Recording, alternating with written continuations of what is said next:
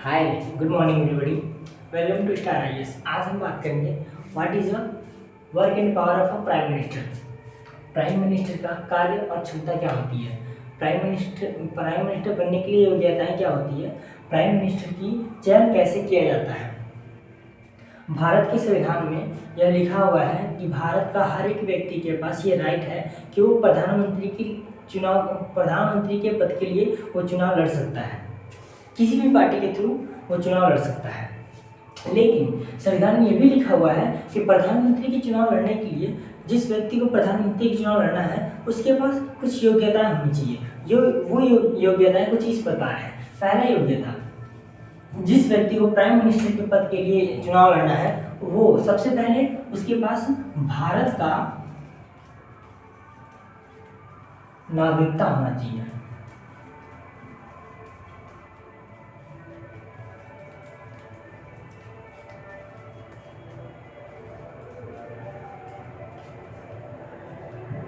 किसी व्यक्ति को अगर भारत का प्राइम मिनिस्टर बनना है तो सबसे पहली बात उसके पास भारत की नागरिकता होना अनिवार्य है। वो पूरी तरह से भारत का नागरिक होना चाहिए। दूसरी बात, उसके पास लोकसभा तथा राज्यसभा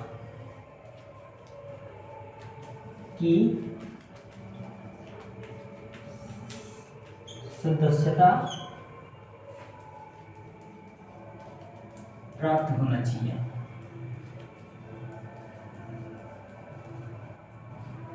पहली बात कि उसके पास भारत की नागरिकता होनी चाहिए और पूरी तरह से भारत का नागरिक होना चाहिए। दूसरी बात, जिस व्यक्ति को भारत का प्राइम मिनिस्टर बनना है उसके पास वो लोकसभा और राज्यसभा दोनों सभाओं का उसके पास मेंबरशिप होनी चाहिए। वो दोनों सभाओं का सदस्यता उसके पास होनी चाहिए।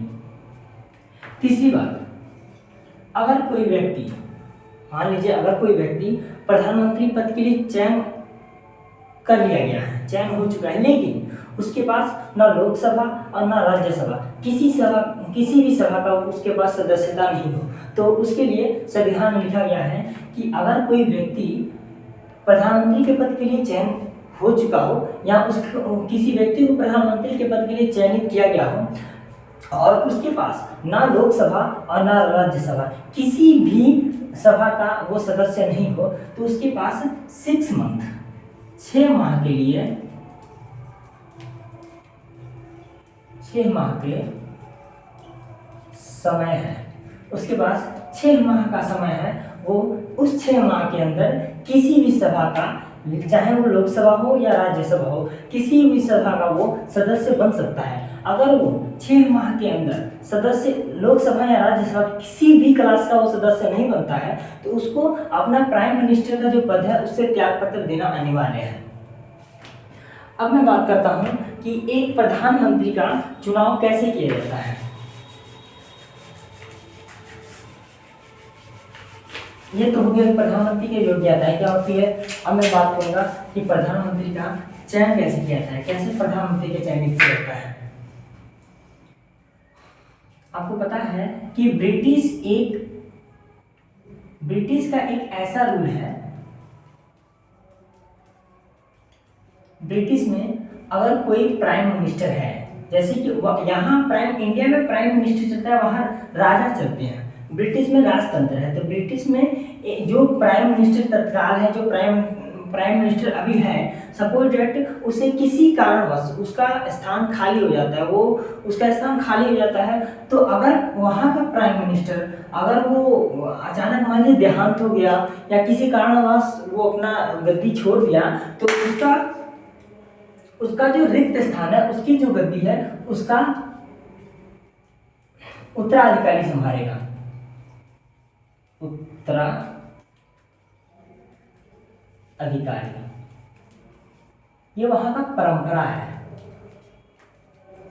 ये ब्रिटिश का परंपरा है कि अगर ब्रिटिश में कोई प्राइम मिनिस्टर हो, ब्रिटिश का कोई राजा हो, अगर वो किसी कारणवश वो अपने गद्दी से स्थगित गद्दी से उसे हटा दिया जाता है या किसी कारण से वो त्याग पत्र देता है, तो उसके जगह पे उसका उत्तराधिकारी उस जगह को, उस गद्दी को संभालेगा।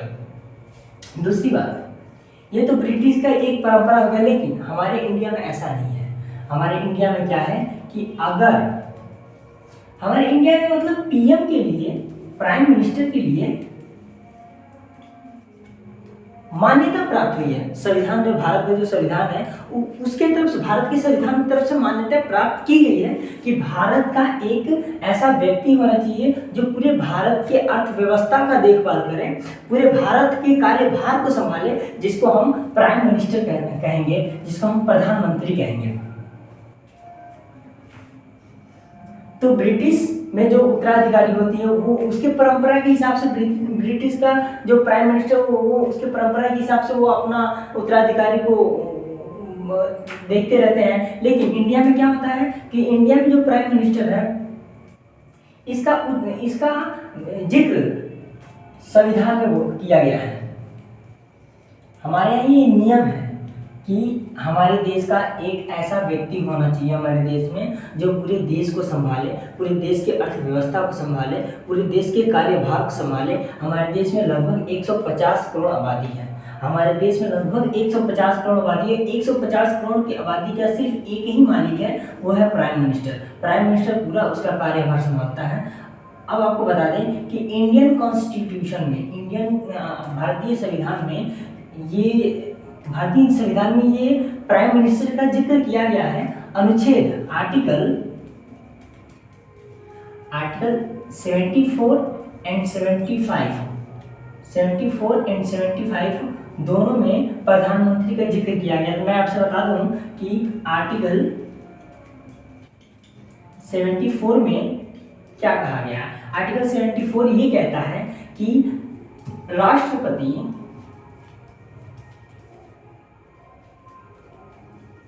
राष्ट्रपति के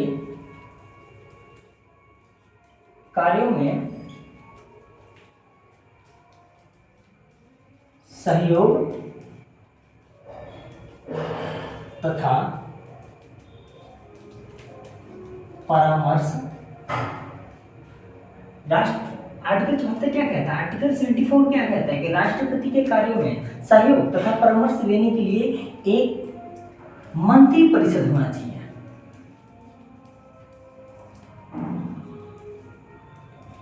मंत्री परिषद होना चाहिए और उस मंत्री परिषद का एक मालिक होगा जिसको हम सब प्रधानमंत्री के नाम से पुकारेंगे। तो आपसे बता दूं कि ये जो प्रधानमंत्री हैं इनका चयन राष्ट्रपति द्वारा होता है। राष्ट्रपति क्या करते हैं, ये प्रधानमंत्री का चयन करते हैं और ये राष्ट्रपति और प्रधानमंत्री दोनों लोग मिलकर इस मंत्री परिषद का, मंत्री लोगों का ये चयन करते हैं। तो पहले राष्ट्रपति चयन करेंगे प्रधानमंत्री को, फिर प्रधानमंत्री और राष्ट्रपति दोनों लोग मिलकर ये जो मिनिस्टर होते हैं, जो मंत्री होते हैं, मंत्री परिषद होता है, ये इसको इंग्लिश में काउंसिल ऑफ मिनिस्टर बोला जाता है। तो ये जो मिनिस्टर्स, ये जो मंत्री होते हैं, इन दोनों को मिलने के बाद, उसके बाद से ये मंत्री लोग का चयन किया जाता है। अब मैं बता दूं कि आर्टिकल 75 में क्या बोला गया है।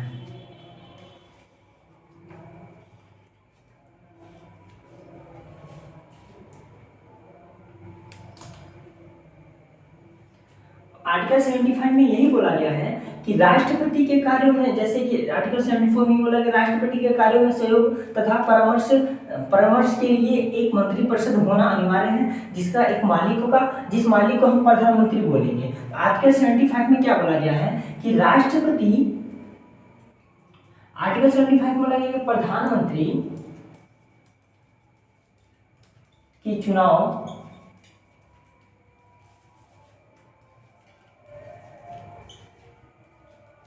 राष्ट्रपति द्वारा किया जाता है।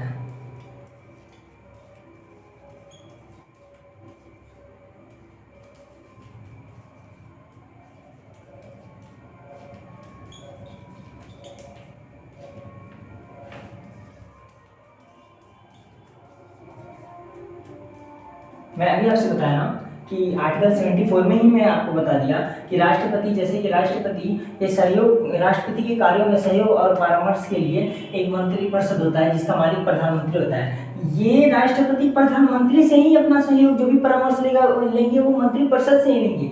ये जो प्रधानमंत्री से ही लेंगे।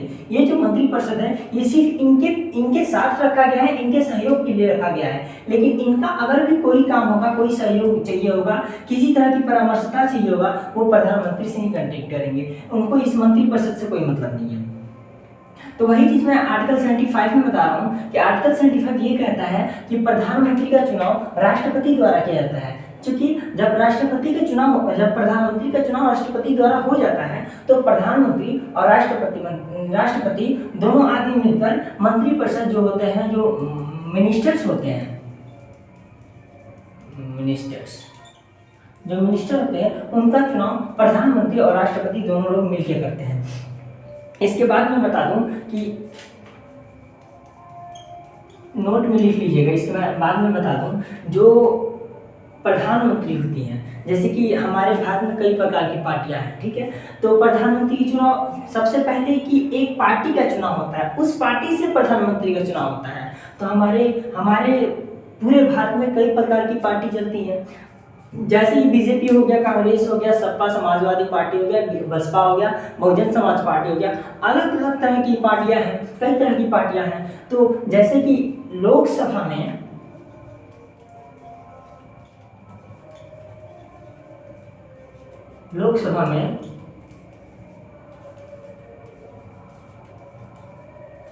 जिस पार्टी की बहुमत ज्यादा हो, जैसे अभी आप जानते हैं 2024 में चुनाव होने वाला है प्रधानमंत्री का, प्राइम मिनिस्टर का, ठीक है। तो उसमें ये होगा कि जब चुनाव होंगे उसके बाद जब जनगणना के दिन आएगा तो उसके बाद लोकसभा में जिस पार्टी का बहुमत सबसे ज्यादा होगा, लोकसभा में अक्सर लोकसभा में ही प्राइम मिनिस्टर का जो चुनाव होता है, तो लोकसभा में जिस पार्टी का बहुमत सबसे ज्यादा होगा उस पार्टी को उस पार्टी की तरफ से लोकसभा में ही प्राइम मिनिस्टर का चुनाव होगा। लेकिन लोकसभा का कार्य क्या है? लोकसभा का कार्य ये है कि सिर्फ वो पार्टी को चुनेगी, वो बहुमत के हिसाब से, जैसी उसकी मेजोरिटी मिलेगी बहुमत के हिसाब से वो पार्टी को चुनेगी। लेकिन उस पार्टी में से किस व्यक्ति को प्रधानमंत्री बनाना है ये काम सिर्फ राष्ट्रपति के पास ही है। इसका अधिकार सिर्फ राष्ट्रपति को दिया गया है, ये अधिकार लोकसभा के अंदर नहीं है। लोकसभा के पास क्या है कि सिर्फ वो पार्टी को चयनित करेगी और पार्टी भी बहुमत के हिसाब से वो पार्टी को चयनित करेगी और उस पार्टी में किस व्यक्ति को प्रधानमंत्री बनाना है ये चीज राष्ट्रपति तय करेंगे। अब हम बात करेंगे कि राष्ट्रपति का कार्य क्या होती है, राष्ट्रपति के पास क्या कार्य होती हैं। आपने तो सबसे पहले कि ये आप ये समझ लीजिए कि राष्ट्रपति की योग्यताएं क्या होती है वो मैंने बता दिया। अब आपने ये भी समझ लिया कि राष्ट्रपति के चयनित कैसे किए, राष्ट्रपति चयन कैसे किए जाते हैं ये भी बता दिए। अब मैं बताऊंगा आपको कि राष्ट्रपति का कार्य क्या होती है, उसके पास पावर किस चीज़ की होती है, क्या पावर होती है। वो राष्ट्रपति और प्रधानमंत्री के पास क्या पावर होती है, राष्ट्रपति नहीं प्रधानमंत्री की क्या पावर होती है, और प्रधानमंत्री और राष्ट्रपति दोनों की क्यों आवश्यकता है भारत में, ये भी चीज मैं आपको बताऊंगा।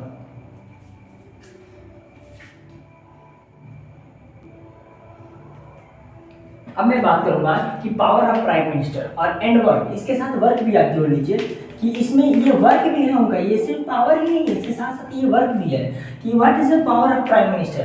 पहली बात कि लोकसभा में जो मंत्रिपरिषद होते हैं, जो मंत्रिमंडल होता है, उस मंत्रिमंडल में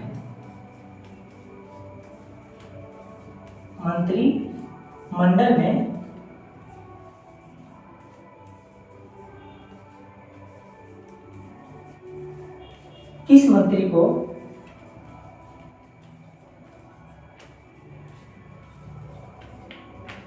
चयन करना है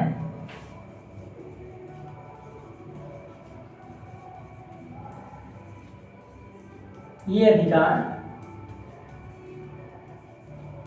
सिर्फ प्राइम मिनिस्टर प्रधानमंत्री को ही होती है। दूसरी बात मैं बता दूं कि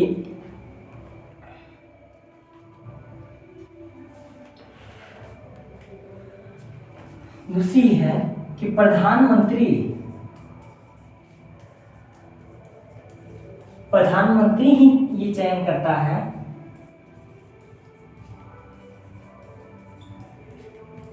कि कौन से मंत्री को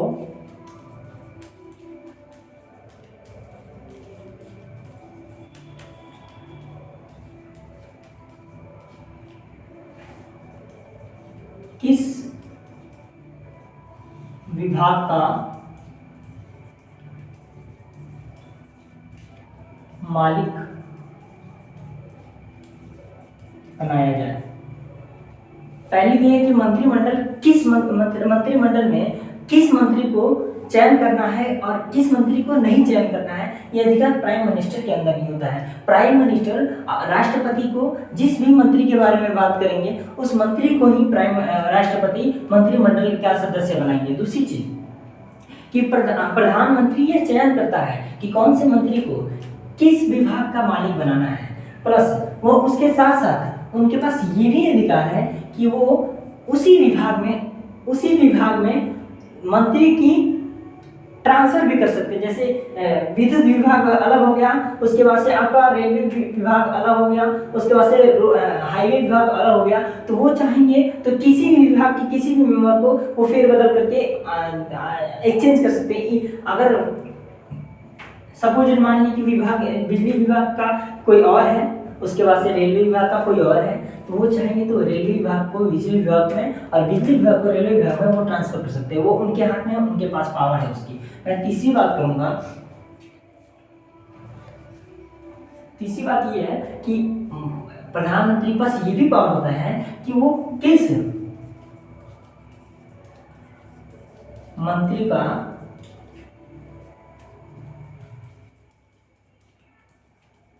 त्याग पत्र दिलवाना है।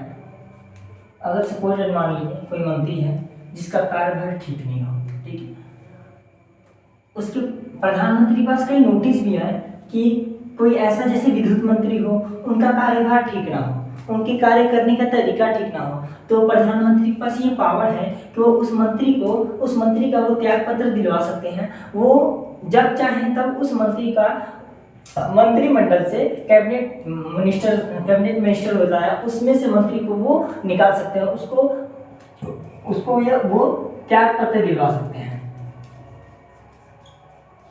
त्याग पत्र दिलवा सकते हैं। चौथी बात करेंगे हम,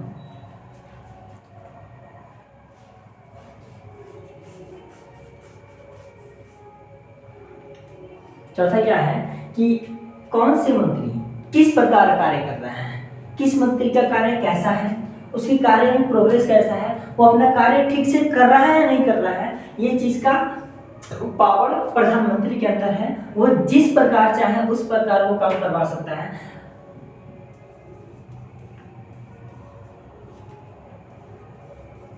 कौन से मंत्री का कार्य भार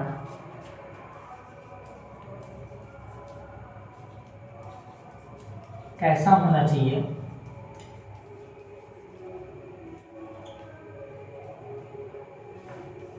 ये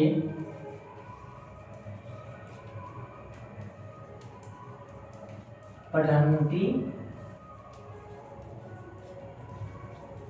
चयन करते हैं।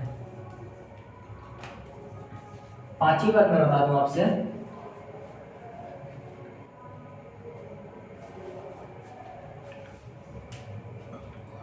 पांचवी इनके पास पावर ये भी है कि अगर वो चाहेंगे कि वो अपने पद से, अपने प्रधानमंत्री के, प्राइम मिनिस्टर के पद से वो त्याग पत्र देना चाहते हैं, तो वो जब चाहे तब अपना त्याग पत्र वो दे सकते हैं।